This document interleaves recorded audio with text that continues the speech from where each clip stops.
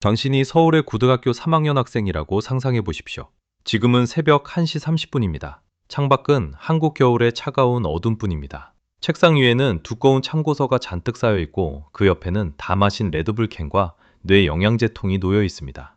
당신은 올해 47번째 수능 모의고사를 방금 마쳤습니다. 두 눈은 붉게 충혈되었고 어깨는 쑤시지만 내일 아침 7시까지 등교해야 하고 그 후 밤 11시까지 학원으로 곧장 달려가야 하기 때문에 감히 잠을 청할 엄두조차 내지 못합니다. 이것은 어느 특별한 학생의 이야기가 아닙니다. 2026년 현재 수십만 명의 한국 학생들의 일상적인 현실입니다. 운명의 관문이라 불리는 대학 수학능력 시험은 여전히 세계에서 가장 어렵고 가혹한 시험 중 하나로 남아 있습니다. 그리고 값비싼 사설 입시학원인 학원 시스템은 온 가족의 체력과 돈을 빨아들이는 거대한 기계처럼 계속해서 작동하고 있습니다. 만약 이러한 상황이 변하지 않고 수능이 계속해서 극도의 난이도를 유지하며 학원비가 지금처럼 비싸다면 한국 청년들의 미래는 어떻게 될까요? 한강의 기적을 이루어낸 나라가 스스로 자신의 미래를 옥죄고 있는 것은 아닐까요? 오늘 우리는 실제 데이터를 바탕으로 가장 냉정하고 자세하게 이 문제를 분석해 볼 것입니다.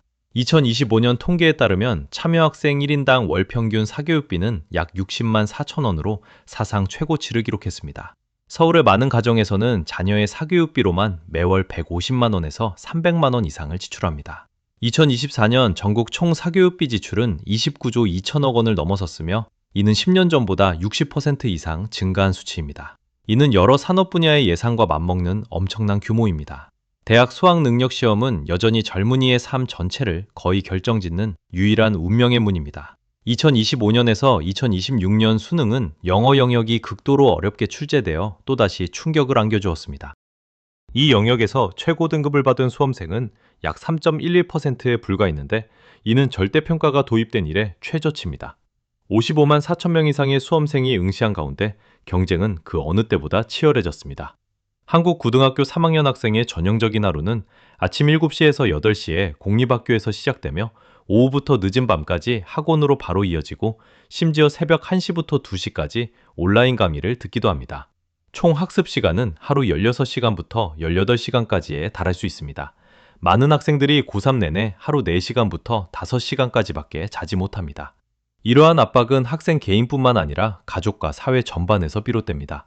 소위 SKY라 불리는 서울대, 고려대, 연세대 졸업장은 초봉과 승진 기회는 물론 향후 결혼 가능성까지도 크게 좌우합니다. 만약 이러한 상황이 근본적인 개혁 없이 계속 길어진다면 가장 먼저 그리고 가장 분명하게 나타날 결과는 교육 불평등의 심화입니다. 부유한 가정은 강남이나 대치동의 고급 학원, 개인과외, 국제 프로그램에 매년 수천만 원을 투자할 수 있습니다.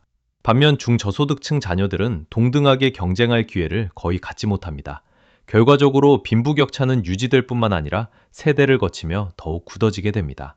본래 사회를 더 공평하게 만드는 도구여야 할 교육이 불평등을 증폭시키는 도구가 되어버리는 것입니다.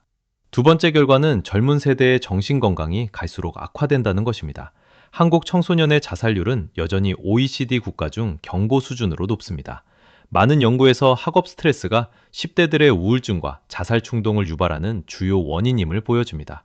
학생들이 어릴 때부터 치열한 경쟁 환경에서 살아야 할 때 그들은 어린 시절을 잃어버릴 뿐만 아니라 창의력, 휴식 능력, 그리고 삶의 기쁨조차 점차 잃어갑니다.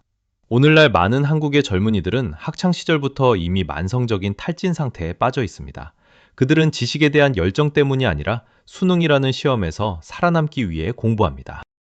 졸업할 때쯤이면 많은 학생들이 학업과 일에 대한 피로감과 무기력함을 안고 사회로 나옵니다.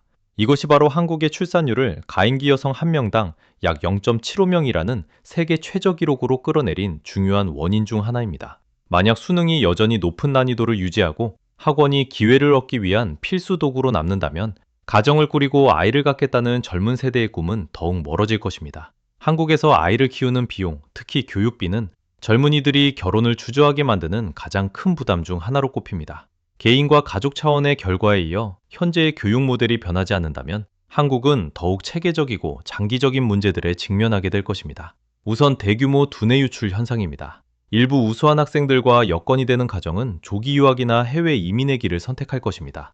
그들은 수능 시스템 안에서 아무리 노력하더라도 보다 균형 잡힌 교육 시스템을 갖춘 다른 국가들에 비해 그 압박감과 비용이 너무 크다는 것을 깨닫습니다. 미국, 캐나다, 영국, 호주, 싱가포르 등이 더욱 매력적인 목적지가 되고 있습니다. 이러한 두뇌 유출 현상은 미래 경제의 원동력이 될 수 있는 최고급 인적 자원을 한국에서 빼앗아갈 것입니다. 두 번째는 노동 위기와 더욱 심각해지는 인구 고령화입니다. 너무 비싼 교육비와 큰 압박감 때문에 젊은이들이 출산을 원하지 않으면서 미래의 노동력은 급격히 줄어들 것입니다. 현재 19세부터 34세 청년 비율은 전체 인구의 약 20%에 불과하며 계속 감소하고 있습니다. 반면 노인 부양 부담은 급증하고 있습니다. 이것은 위험한 에큐레이트인입니다. 젊은 층이 적어질수록 경제적 압박은 더 커지고 이로 인해 아이를 낳으려는 사람은 더욱 줄어들게 됩니다. 한국 기업들 역시 큰 어려움에 직면할 것입니다. 삼성, 현대, LG 등 대기업들은 이미 우수 인력의 부족을 체감하기 시작했습니다.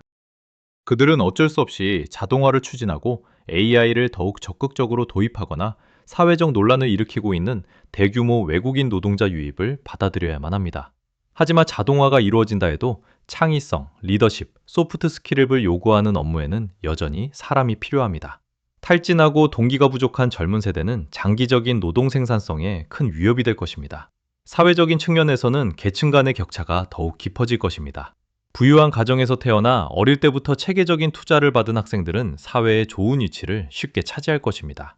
반대로 평범한 배경을 가진 학생들은 재능이 있더라도 위로 올라가기 어렵습니다. 이는 과거 수십 년간의 기적적인 경제 성장 과정에서 한국이 구축해온 핵심 가치인 사회적 공정성을 약화시키는 일입니다. 많은 전문가들은 철저한 개혁이 없다면 한국은 수능, 학원 경쟁의 승자들로 구성된 상위 계층과 아주 일찍부터 경쟁에서 밀려난 다수의 하위 계층이라는 이중 사회를 스스로 만들어내고 있다고 경고합니다. 중간 계층은 갈수록 얇아져 잠재적인 사회 불안으로 이어질 수 있습니다. 그러나 모든 것이 비관적인 것만은 아닙니다. 현재의 극단적인 압박은 역설적으로 한국 사회가 개혁에 대해 진지하게 고민하도록 만들고 있습니다. 일부 대학들은 수능 점수 비중을 줄이고 더욱 종합적인 역량평가로 전환하기 시작했습니다. 일부 대기업들도 단순히 학벌만 보는 대신 실무 능력을 중시하는 방향으로 채용 방식을 바꾸고 있습니다. 정부 역시 학원비를 통제하고 학생들의 진로를 다양화하기 위한 정책을 지속적으로 내놓고 있습니다. 하지만 현실은 변화의 속도가 문제의 심각성에 비해 여전히 너무 느리다는 것을 보여줍니다. 수능 시스템은 30년 넘게 존재해왔으며 이미 거대한 문화적, 경제적 산업이 되었습니다. 학원은 단순한 보충학습 센터가 아니라 수백억 달러 규모의 산업입니다. 이것을 바꾼다는 것은 수많은 이해관계자들의 이익을 건드리는 것을 의미합니다. 그렇다면 모든 것이 지금처럼 계속된다면 한국 학생들의 미래는 어떻게 될까요? 가장 부정적인 시나리오에서 한국은 물질적으로는 풍요롭지만 활력과 행복은 빈곤한 국가가 될 위험이 있습니다. 젊은 세대는 갈수록 미래에 대해 무관심해지고 미니멀리즘 라이프 스타일을 선택하며 결혼과 출산을 포기할 것입니다. 출산율은 수년간 0.8 이하로 유지되어 국가를 돌이킬 수 없는 인구 감소 상태로 몰아넣을 수 있습니다. 하이테크와 수출 측면에서 경제가 여전히 강세를 보이더라도 젊은 인력 부족으로 인해 장기적인 성장 동력을 잃게 될 것입니다. 사회는 더 큰 빈부격차, 만연한 정신적 불안, 그리고 사회보장 시스템에 가해지는 갈수록 무거운 압박에 직면하게 될 것입니다. 재능 있는 많은 젊은이들이 압박이 덜한 환경에서 기회를 찾기 위해 고국을 떠나는 선택을 할 것입니다. 한때 회복력과 기적적인 발전의 상징이었던 한국은 오로지 치열한 경쟁에만 집중하는 교육이 치러야 할 대가에 대한 뼈아픈 교훈이 될 위험에 처해 있습니다. 하지만 현재의 압박이 깊은 변화의 촉매제가 된다면 긍정적인 시나리오도 가능합니다. 극단적인 교육에 대한 압박은 정부, 학교, 기업, 그리고 가정이 함께 모여 전체 시스템을 재구성하도록 강제할 수 있습니다. 한국은 수능 비중을 줄이고 소프트 스킬, 창의성, 체육 및 예술 교육을 강화하는 등 보다 균형 잡힌 교육 모델로 방향을 전환할 수 있습니다. 이와 동시에 학원비를 엄격하게 통제하고 고품질 공교육을 지원하며 명문대 진학 외에도 성공할 수 있는 다양한 경로를 만들어낼 수 있습니다. 만약 이것을 해낸다면 한국의 젊은 세대는 숨을 쉴 공간과 전인적으로 발달할 기회를 갖게 될 것이며 가정을 꾸리고 자녀를 갖는 미래를 감히 꿈꿀 수 있게 될 것입니다. 출산율은 점차 회복될 수 있고 사회는 활기를 되찾을 것이며 경제는 단순히 점수 경쟁에 기반하는 대신 창의성을 바탕으로 하는 더욱 지속 가능한 모델로 전환될 것입니다. 한국은 지금 갈림길에 서 있습니다. 한쪽은 단기적인 경제 우위를 유지하기 위해 가혹한 교육 모델을 유지하는 옛날 방식의 길입니다. 다른 한쪽은 더욱 인간적이고 지속 가능한 사회를 만들기 위해 뼈아픈 변화를 감수하는 개혁의 길입니다. 수능과 학원 시스템은 비단 학생들만의 문제가 아닙니다. 이것은 우리는 아이들이 뛰어난 시험 기계가 되기를 원하는가, 아니면 행복하고 창의적이며 균형 잡힌 인간이 되기를 원하는가 라고 자문하고 있는 한 민족 전체의 문제입니다. 한국 학생들의 미래는 수능 점수에만 달려 있는 것이 아니라 오늘날 우리 사회 전체의 결정에 달려 있습니다. 만약 변하지 않는다면 우리는 미래 세대라는 대가를 치러야 할 것입니다. 하지만 감히 변화를 꾀한다면 한국은 경제적인 번영뿐만 아니라 행복과 활력이 넘치는 새로운 역사의 장을 쓸 수 있을 것입니다. 한국 교육의 미래에 대해 어떻게 생각하십니까? 수능과 학원에 대한 철저한 개혁이 필요하다고 동의하십니까? 아니면 글로벌 경쟁력을 유지하기 위해 현재의 압박이 필요하다고 생각하십니까? 아래 댓글란에 여러분의 생각을 공유해 주세요. 시청해 주셔서 감사합니다. 이 영상이 여러분에게 새로운 시각을 제공했다면 채널을 후원하기 위해 좋아요와 구독을 부탁드립니다. 우리는 다음 영상에서도 한국 사회의 중요한 문제들에 대해 계속해서 분석해 볼 것입니다.